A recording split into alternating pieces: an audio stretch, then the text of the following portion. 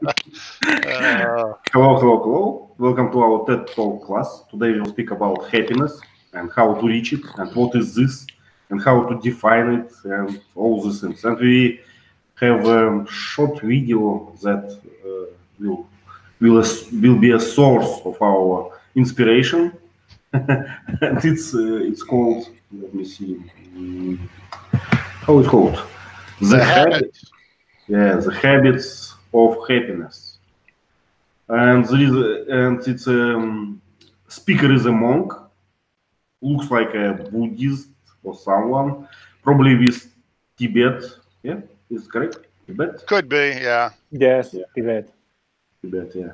And Tibet it's a pretty mysterious place. I don't know how it's in different countries, but in Russia we always in awe of Tibet. You know, they're very smart. Their religion is very, I don't know, advanced, and they can do magic. They can fly.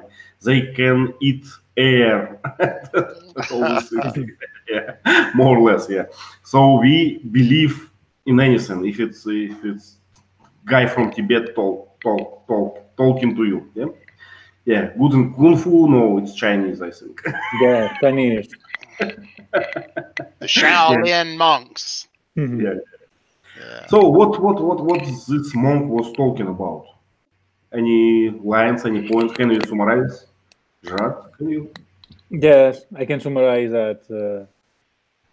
If you want to be happy, you need to meditate. Meditation allows us to change our mind. And meditation is being aware of what is happening right now. It's just that. Here and now. So what is the meditation? It's a process, right? Process of what? A process. Yeah, usually you sit down, like in lotus position or kneeling, and then you try to concentrate, to put your attention in your breathing, or your feelings, or anything. You just try, because it's impossible not being distracted.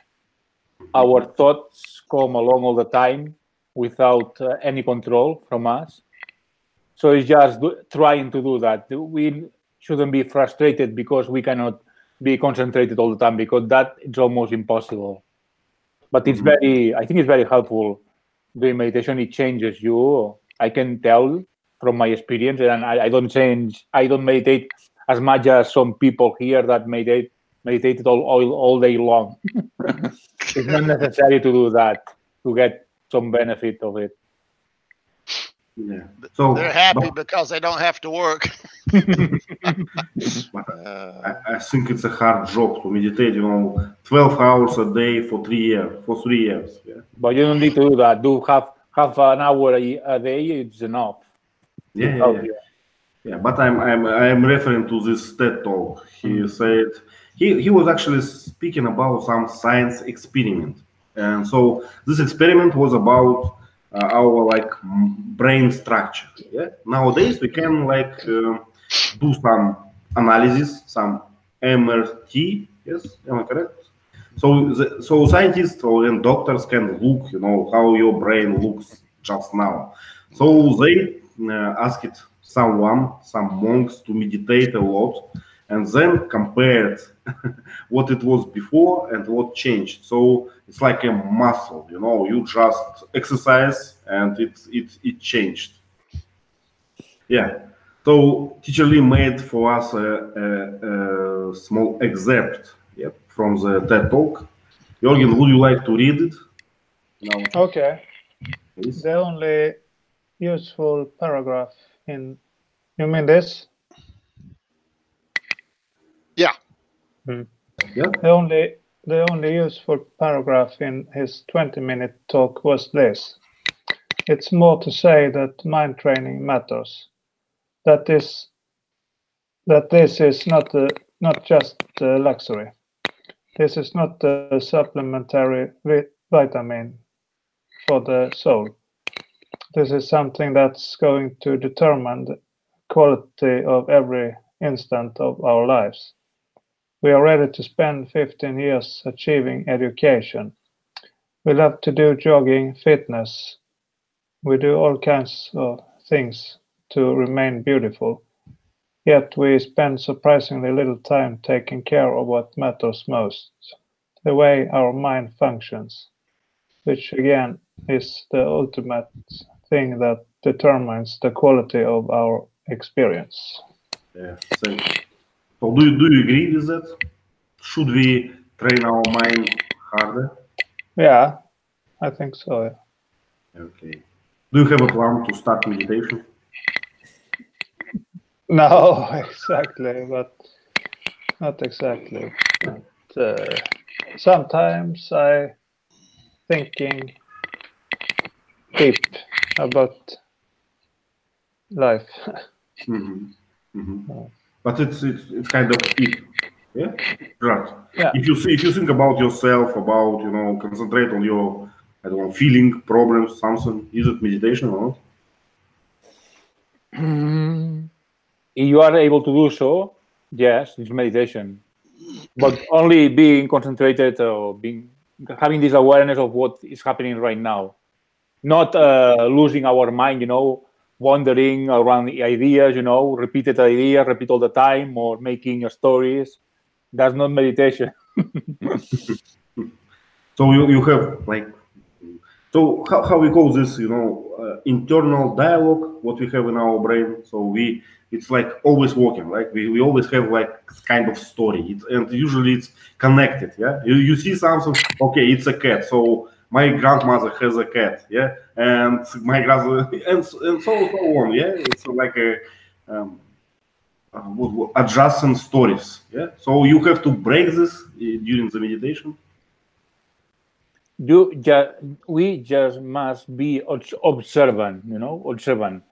I'm not said what is going on.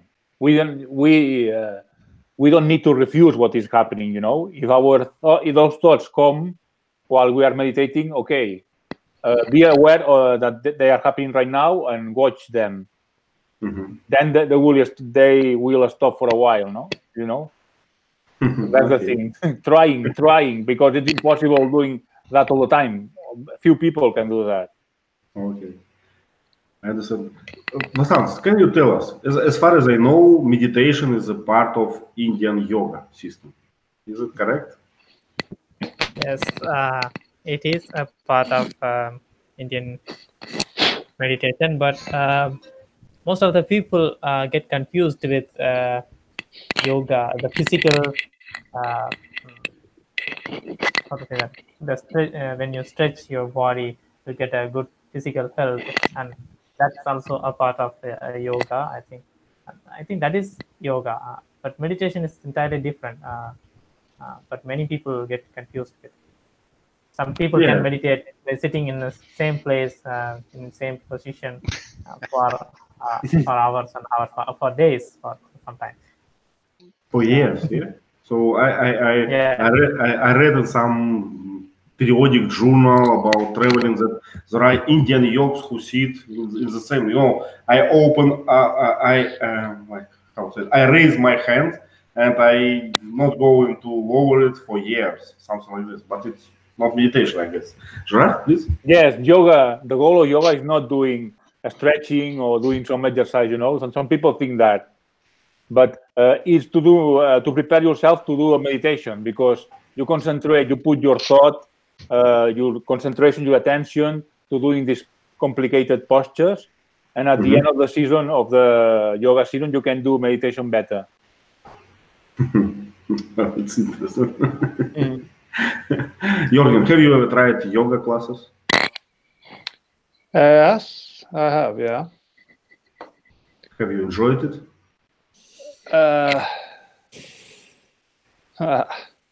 It's calm. It's relaxing. I have lights and candles. So yeah. Okay, I tried yoga only once. It was without meditation. It was in like a special room, and it was so hot in the room. I don't know why. Maybe to remind me India or something. So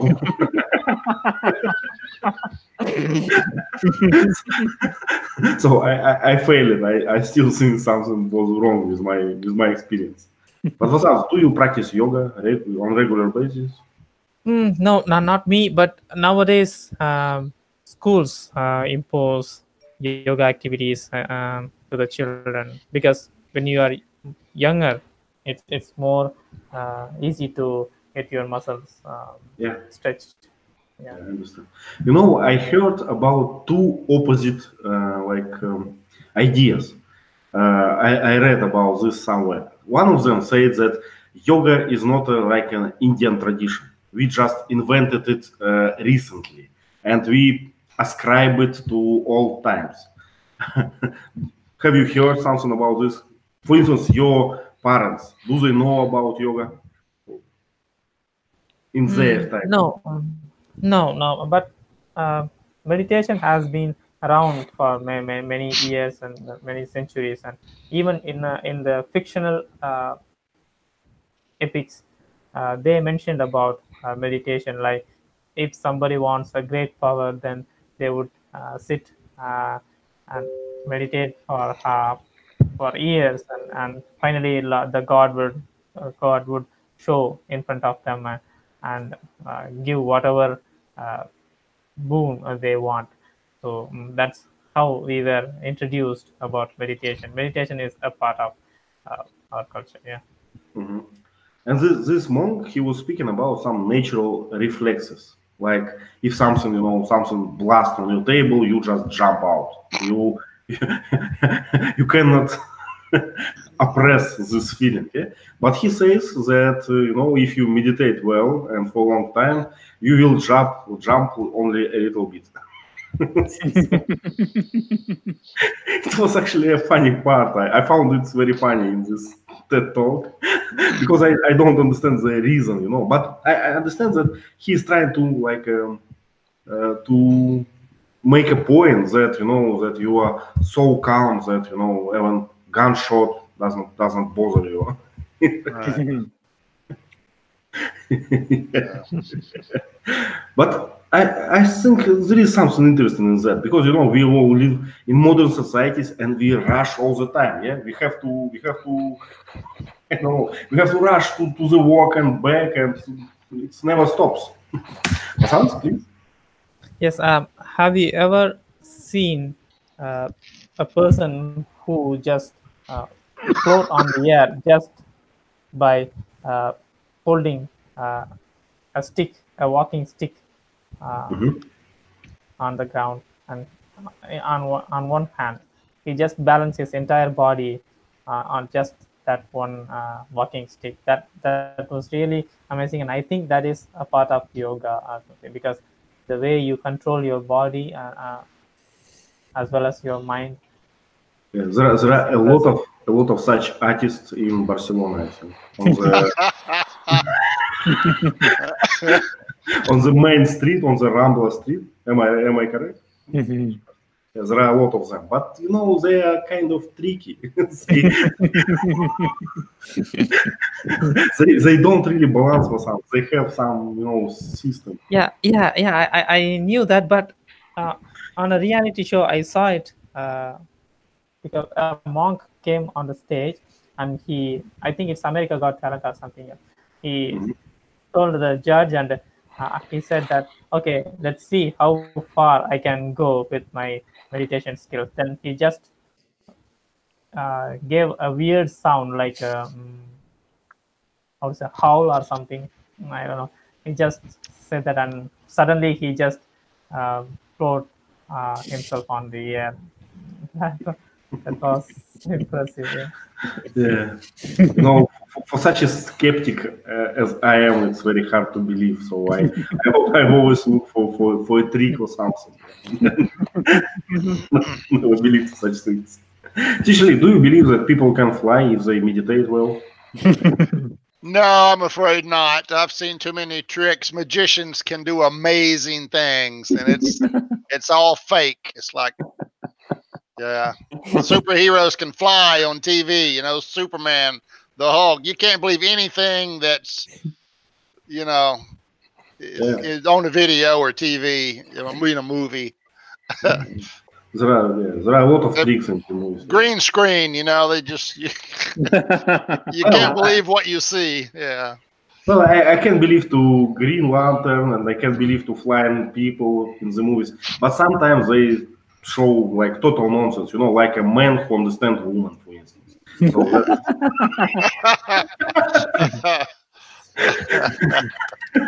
something that's really impossible.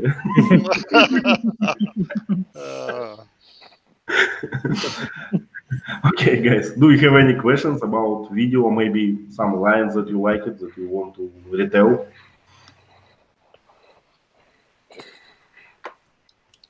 Actually, if I have to choose, I would choose the part that Teacher Lee have chosen, the last one. So I started to think about yes, definitely it is some point in this. So we spend a lot of time in gym, for instance, for our body. We spend a lot of time in school, for classes, but we never do something, for for our inner state. I don't know how to call it. Yeah. Calm. Yeah. He really spent 20 minutes basically saying happiness is in your head. That's all he said. He didn't tell you how to find happiness. He just said it's in your head, the left and the right. So it's in the left side of your brain. So train your mind to be happy. It was really kind of useless to me.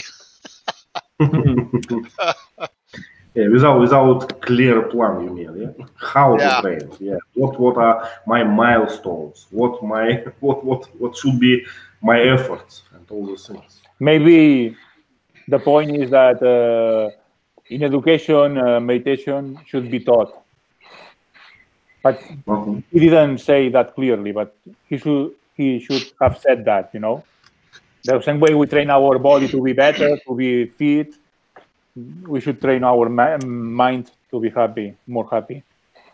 Well, actually, if you ask me, I cannot see any harm in this. If someone will try to teach children or adults how to meditate, so what can be wrong? I don't see just now. So I think we can change a lot of school subjects, like some gender studies, to that without any harm. Go ahead, Gerard. The good thing of meditation is that it's compatible with everything. You can be an atheist, you can have a religion, you can have anything. It's okay. It doesn't, collide, with other thoughts, because everybody is afraid that my ideas, threaten that education threatens the children ideas. Yep, I understand. Usually, you have a point. Vasant has something. Vasant, please. No, Teacher Lee, please continue. I have another different topic. Yeah. I was just going to say, so let's say that he's right. He's telling you the left half of your brain is where happiness is. Train it, okay? Train it to do what? Be happy. Yeah. Is he saying that just being calm and not worrying is happiness? What? He didn't really define happiness per se. He just said, being kind to people and altruism makes you feel happy inside. So train your mind to do what? I mean, how do you train your mind to be happy? Do you just tell it, be happy, be happy, be happy? He didn't really give any specific details. It's kind of like religion. Well, there's heaven. What's it like up there? You're going to be happy forever. Yeah, but what's it like? What am I going to do up there? You're going to be happy forever. There's no detail. Some religion has a lot of details. You're going to get married and have a family and go to work. Sounds like here.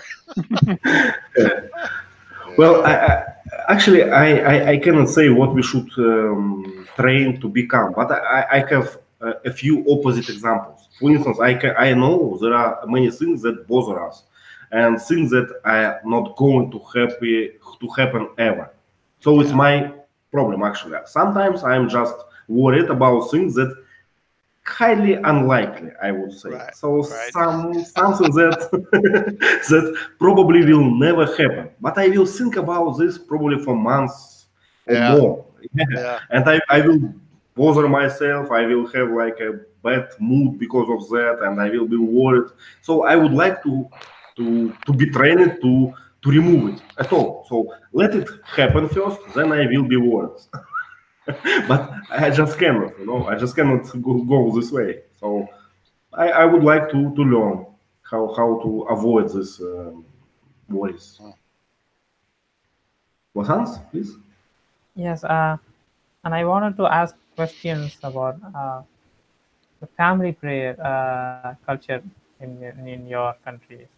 Do you have such a thing? Because I believe it's kind of a meditation to train your children, the people who lives around you, to make a group meditation. Yeah, so I think that makes a peaceful life, to lead a peaceful life. Well, I can answer easily. We don't have it at all. So if you ever saw pictures when in family or just groups on the street do something, yoga or something, we don't have it in Russia. Never. We just meditate in the bars sometimes. Sometimes on our kitchens. With a glass of vodka. Discussing politics or something. So that is our meditation. Nothing more. Yeah, yeah, and what I understand from this man's perspective is, when they say that meditation leads to happiness, I think, what is the point of living then, sitting in a single one place and meditating for hours and hours?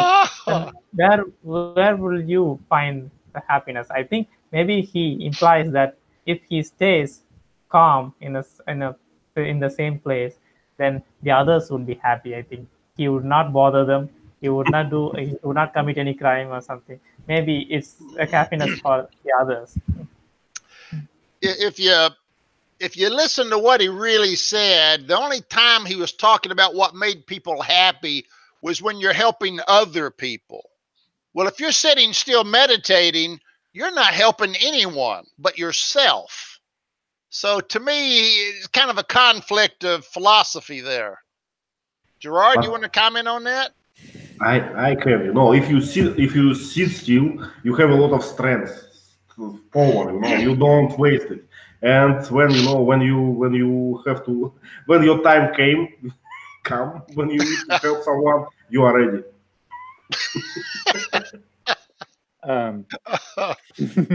Buddhist thing, or Buddhist and also maybe Hinduist, that we are an individual, but also the whole. Like a drop of water. A drop of water is a drop of water and the sea at the same time. So if you improve yourself meditating, you help the others, and also you will be more prone. I don't know whether prone is the word. Then prone to help all the others. You do meditation. You will have compassion, because compassion is a thing that Buddhists have. Monks like this one have compassion to help the others, and we can see some examples. At the end, he helps the people from the Tibet because it's a poor country, dominated by China, and they need helps.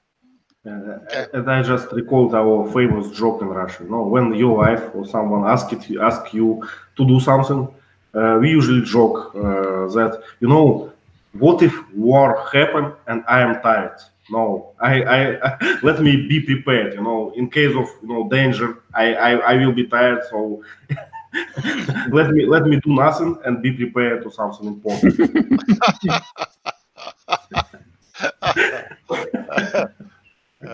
So you are selfish. Does that mean that Russians are selfish? It's a joke. Yeah, it doesn't work very well, with your wife. It's Russian humor. I say, "What are you doing?" You say, "I'm saving my strength for later." Yeah. Yeah, what if something happened? Yeah. To protect my family. Right. As a father. The patriarch. Oh boy. Okay, so what was other points in this TED talk? Or let's speak about Buddhism in general. You know, it doesn't cover it well in this TED talk, but I understand that it's the meditation, the process, yeah, and philosophy, if you can say so. It's a part of Buddhism. Am I correct? Because Yeah. I'm an expert. See, the basic of Buddhism are a thing called four noble truths. You know, there are four things that are important. The cause of suffering is wishing. You know, wishing. We want many things, and we wish, and we need to to be aware of that and overcome that. And the best way is doing meditation. You know, I don't wish as much as I used to, you know. And if I don't have a thing, I'm not unhappy. If I'm happy if I get something new, something I like, okay, I'm okay with that. But I'm not unhappy because my neighbor has some better car or some beautiful wife or anything. But I think most people have this problem nowadays. And people, they have everything they need to, but they always want more. Yeah. And that yells unhappiness. In the TED talk, it was a nice example. You know, you are in a modern flat, you have everything, but you're still unhappy because you want something else. Yeah. And I just recalled the article that I read about mind training. It's kind of similar to this TED talk, and it was about children. You know, small children, they cannot share well. They cannot share their toys to other children. They have, like, you know, possessive instinct or something. They just cannot share. So how nurses overcame that? They just started to speak with them. So just to make children say aloud, "I will share." Just make children to imagine this process. So I will share it like in my mind. And then when time came to share in real life, they do it easily because they mind like prepared already. They already know the situation. They like don't think again about it. So probably, you know, if I will think every day, I don't need new car. You know? I can say no. My mind will be prepared to this. I don't know. Yeah. But when you do meditation, it's not your purpose, you know, being happy, you know. You don't meditate about being happy. It's the process that yields this result, you know. Yeah. Do meditation, and you'll get some benefit from it. But don't expect. You don't need to expect things, you know. But they will come all the same. Yeah.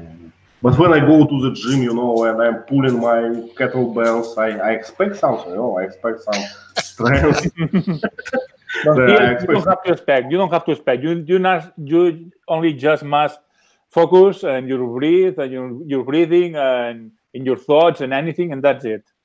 Okay. It's easier, I think. Vasant, please. Yes, and I want to describe the word meditation as a less distraction instead of more concentration. Maybe that might make sense because if in that sense, then we can do meditation in whatever work we do at any places, because if you do something like exercise, and we can concentrate on that particular moment. We do not have to sit and close our eyes. We can work and we can move our muscles, but at the same time we can avoid the distraction. Maybe that could be also a meditation, in my opinion. But you know, in old times there was a torture. You know, that they put you in a black room. You know, in some oil which has a constant temperature, because all your feelings like feel nothing, you get mad. So if you remove all the distractions of these sensors, your mind probably will blow. Mhm.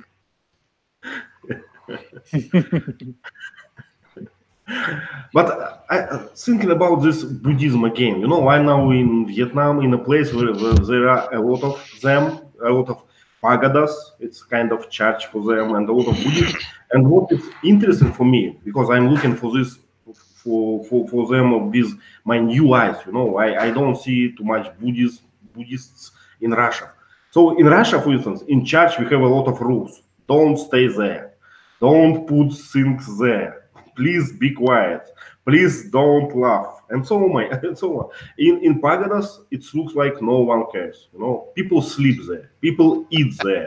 People do whatever they want. And there are no one in this pagoda sometimes. So no any janitor, no price, nothing. Just just a building, and it all belongs to you. So I think they are very tolerant people. They accept anyone with whatever behavior. Can you imagine this teacher Lee in America? If I go to the church in America and will sleep there? No, we have rules like you do. Dress up nice. We call them our Sunday go to meeting clothes. But people don't dress up like they used to. It's getting a little more lax, but still you got to be quiet and listen. You don't ask questions.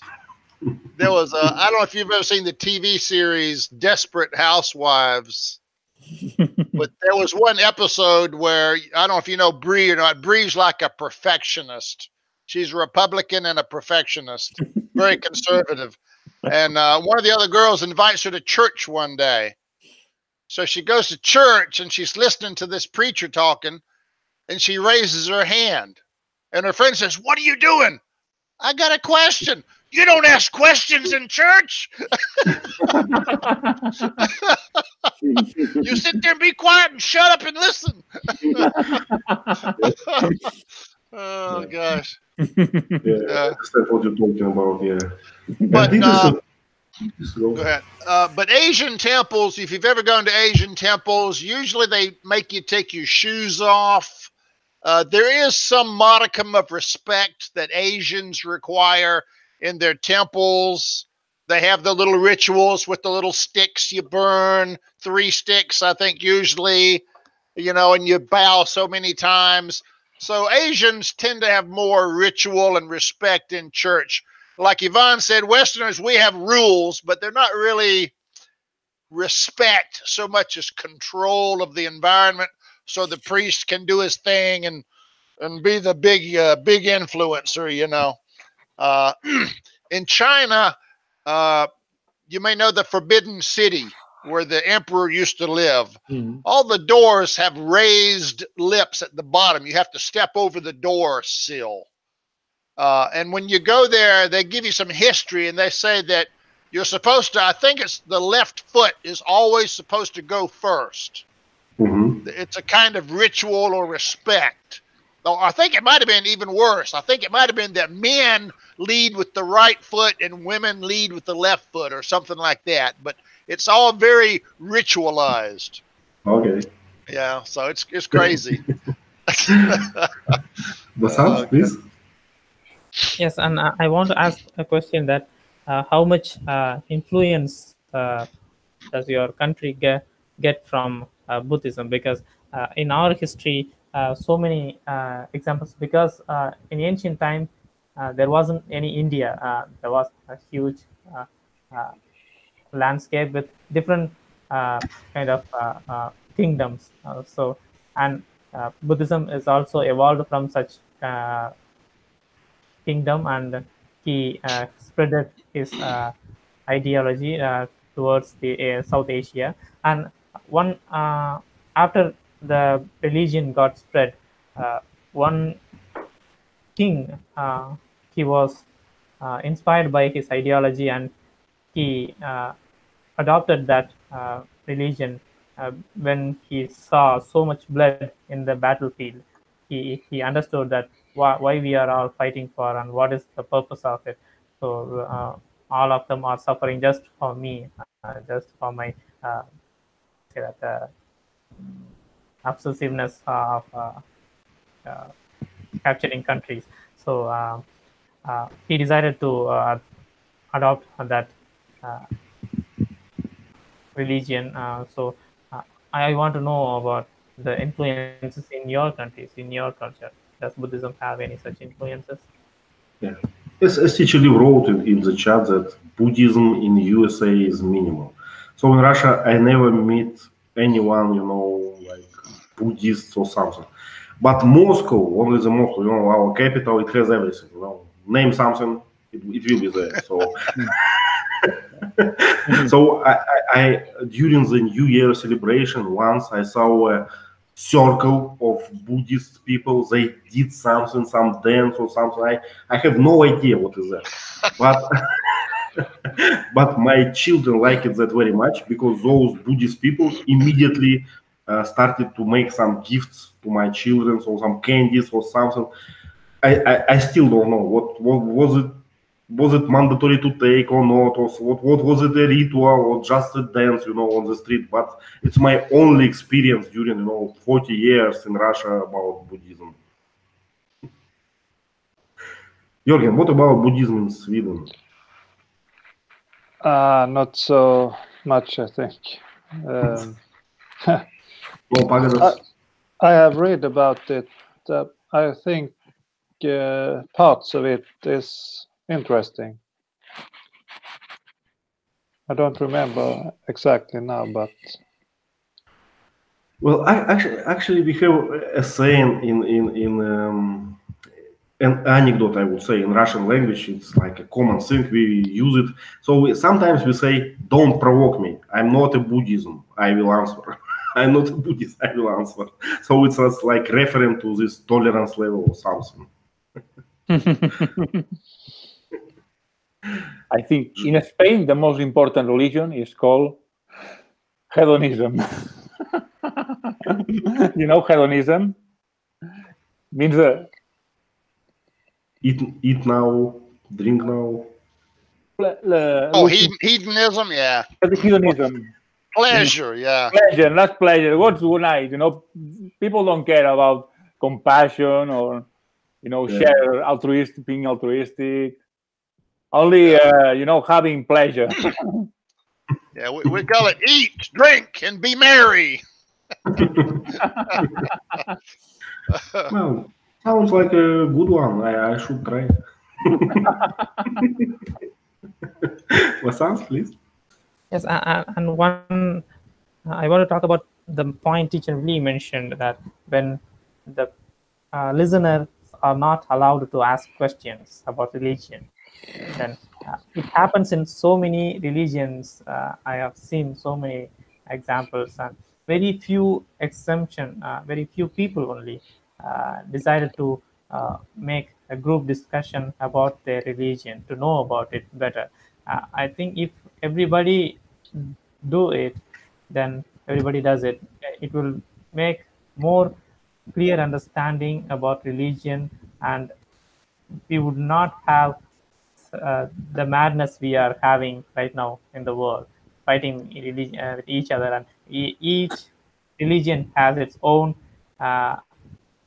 hierarchy or classifications, and they fight with each other. So I think that kind of approach may lead better results in terms of religions. Yeah, I agree. Yeah. But in Russia we have a own branch of Christianity. It's Orthodox religion, and I don't think that we are supposed not to ask questions. So we not supposed to ask questions during the misa, when on mass, yeah, during the mass, you're not supposed to interrupt the process.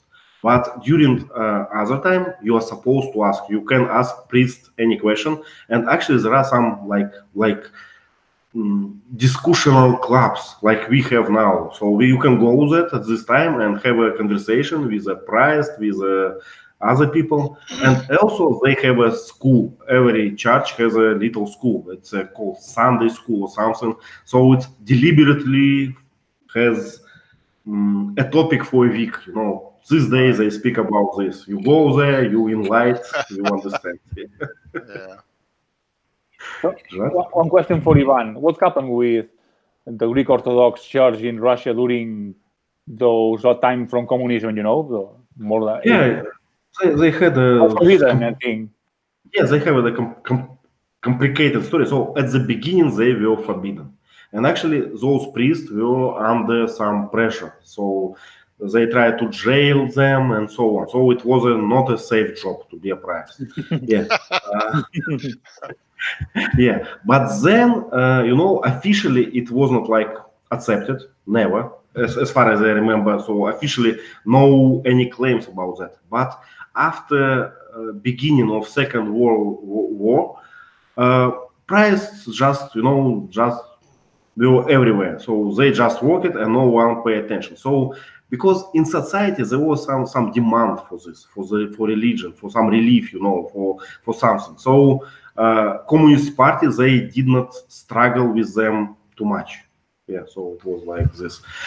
But the bad things in quotes happened after communism era because technically it was forbidden in communism era and people tend to everything what is forbidden. So after USSR fell, everyone became to be Orthodox and its churches were overflown, and this trend was for like 10 years, I think. So, but then disappeared.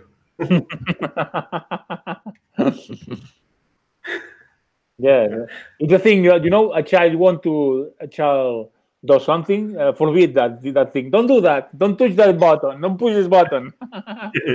And now you have a problem. Yeah. Yeah. In my high school times, my IT teacher told us, don't write format C, in your computer. Why did he tell us? We didn't know that could destroy all the information. It's a stupid thing to do. Don't do that. Yeah. That's encouraging to do that. Yeah, it's exactly the point. Exactly what happened after communism era with churches. So we built like it was a really crazy project. So they said let's build a church in that system that you can like walk by foot to a church from any place in Russia. So they put it like every 300 meters a church. Yeah. Luckily, happily, it didn't happen, but it was a project. Yeah. Wow. Yeah. We have churches everywhere in America. Yeah. Everywhere. You was a strong Catholic country in the past, right? Yeah. Methodist, different church, I think, in America, Christianity. Yeah. But it's interesting in Arabic countries, whenever you go, you always see a mosque between front of you, yeah. But actually, I talk it with local people. They are not very happy about that. So they say our government only built mosque, but not schools and kindergartens and all those things. So. Yeah. Not everyone is happy. Yeah. And actually, it's a pity that we don't have Sergei today. But there is a story. I just recalled the story about Buddhism in Russia. There is a big mountain in my region in Europe, and on the top of this mountain, there are a few Buddhist priests. They built something like pagoda, but small, and they live there. And it's a cult place. Many people go there to see it because it's so interesting, so new. But problem is that this mountain contain a lot of iron. How to say it? I don't know. So like a minerals, yeah, iron minerals. Yeah. So ore. And Sergei worked for a company which owns this mountain, and they try to push out this price for for decades, and it's impossible because society always, protects them. There are demonstrants of let them live, let them live. It's a big problem for them. Yeah. Sergey told me once that they tried to build another pagoda for them on another mountain, but they refused to go because this is the center of Poland, not another one. And now know why. They know why now. That's right. They're the only happy people in the whole country. Don't disturb them. Yeah. So business has a problem because of that. But in America we have churches everywhere, but that doesn't mean that it's a better neighborhood. We still have crime, we still have greed, we still have people that are hateful to other people. So the presence of churches doesn't necessarily mean that your society is more enlightened. Interesting point. I understand. Yeah, yeah. No, I find curious that politics in America are intertwined with religion. Because they say God bless America. All these things, and even I bet Donald Trump doesn't believe in God, but he says that all the same. He says, "Okay, God bless America," and that's hypocrisy. I think it doesn't have any sense because there are some Americans that don't believe in God. So what that? Tradition. Yeah. Vasant, yeah. Vasant, please. Yes, I think the conversion of religion is also a part of politics, I think, in my opinion, because they might need some supporters from different countries. That's why they are, how to say that, forcing converting the people to their religion, because when they have some political crisis with any other country, then they would get support from India. Then the Indian government has to react, because when a group of people are protesting to support a country, then Indian government has to respond. Then they would tell their support in the United Nations to something else. So I think it could be a reason. I think. You had a point? Well, it's just what Gerard said. Our forefathers believed in separation of church and state, or religion and government. They were supposed to be separate. The government's not supposed to favor any religion. Mm-hmm. And yet, as he said, our dollar bills, say, "In God we trust." And our song, "God Bless America." And, and we swear on a Christian Bible. We're supposed to keep them separate, but yet from the beginning we had religious phrases in our Constitution and Declaration of Independence. So it's kind of contradictory. Sometimes we'll have people say, "Why do we say in God we trust? Take that off the money because we're supposed to not be religious," So it's a contradiction. Sure. I read the famous Russian writer Dostoevsky, and he says that talks about religion and politics going together. He thinks that that's better, no? But he thinks that religion will make politicians better, and I think it's the opposite. When politics and religion are together, everything is worse, and we know that everywhere. Especially some religion which is intertwined with politics, and I think it's a disaster, and it's bad for religion because it's corrupted. The religion makes religion a bad name for religion when it's mixed up with politics. Always look at the medieval times, the Crusades and everything. What did happen? Horrible because this relation. But you can think about this different ways. In old times, in Tsar time in Russia, religion was officially, like a department of a government. Yeah, it was like official. You can think about this like it was a media, for government. So what we have now, like CNN or something, it was exactly the same function what church made, what religion made at that time. So it's the same, I think.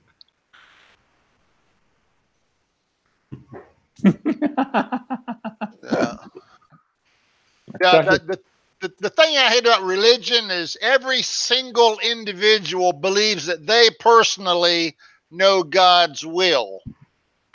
The voice in your head telling you kill those people, So it's dangerous for a politician to be religious, to me, because if he believes God wants him to do something, he's going to do it, and he may be insane, but he doesn't know he's insane because he thinks God told him to do it, so he can't be wrong. That's what's dangerous to me. I don't like religious leaders at all myself. Yeah, you're right. So religion in general, always, in many cases, justify bad things. Yeah. Yeah, so, they can. Yeah. Yeah, we did it not for us. We did it for God's sake or something. Yeah. Sans? Yes. Do you think your government would take any action against a particular religion in order to save the country or something else, to make an amendment or to pass a bill? Would they ever touch any religion? Would they dare? Because in my country, they would never dare, because the consequences will be really, really bad. And they did in the past. They did something in the past, but the consequences are very bad. Well, I will answer really fast because Gerard once mentioned it. There is some branch of Christianity, some how they call it, Gerard? Jehovah something. I forgot. So there is some branch of Christianity, and it's banned in Russia. But there is a reason. Not because of their beliefs. Witnesses of Jehovah. The witnesses of Jehovah. Yeah, witnesses of Jehovah. So the reason was that they prohibited to make like a medication, blood change function for a child, and child died. So, and our government don't like this. So we just, you can believe whatever you want, but if it came to a point when children started to die, we will be banned. So, We've arrested some parents for that kind of stuff. Yeah. Yep. And the problem of religion is when religion doesn't accept the others. Like, my truth is the only truth. Some people think that their truth is the unique truth. They don't accept the others. And I don't going to tell what religions do that, because we all know. But on the other hand, in India, Hinduism is not one religion. It's a cluster of religions. And they can talk each other without any problem. It's normal talking, but it's not this obsession of imposing my thought, because that's stupid, and that yells war and, problems. Yeah. Yes, that's a good point. And we can consider about the example of thinking about any sports, football, cricket, baseball, and rest of the sports, we group them as athlete, right? That's what's happening in India. We have Christianity, we have Buddhism, and rest of the people are they do not have a common name. They are following their own religion. It's a life, a practice, how to say that, a way of living. Then the politicians decided to make how to say that, they group them together.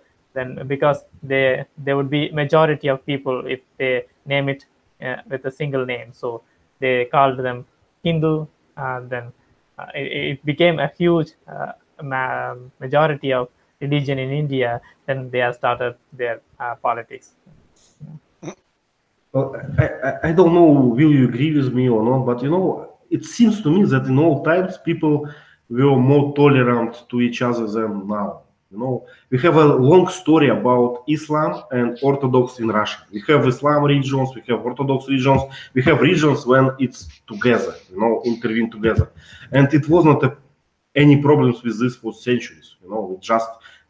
live and let live, you know. But recently it's all changed. So religion became to more radical, radicalized, yeah, more and more. So Yeah. what's that, please?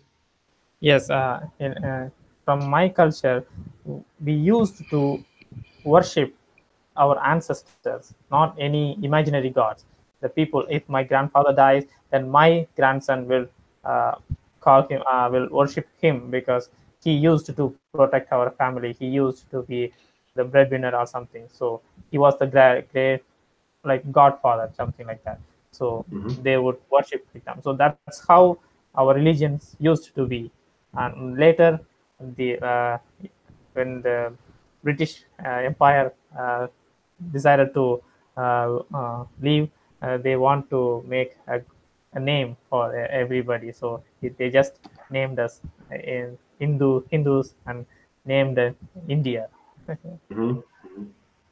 Gerard, please. Just I wanted to say that I must run because I need to commute to my workplace. Okay, thank you very much. Yeah, and we Please, finished. Ron. Bye-bye. Yeah, we're done. Yeah, we run out of time, but it was a nice discussion, you know. And Jürgen, please interrupt us more frequently. If, if I have something, I do. Yeah. We always open to that. So yeah. So see you next week, and we will find some source. Yeah, for the next week. Please welcome with your suggestions, and thank you very much for coming. It was nice.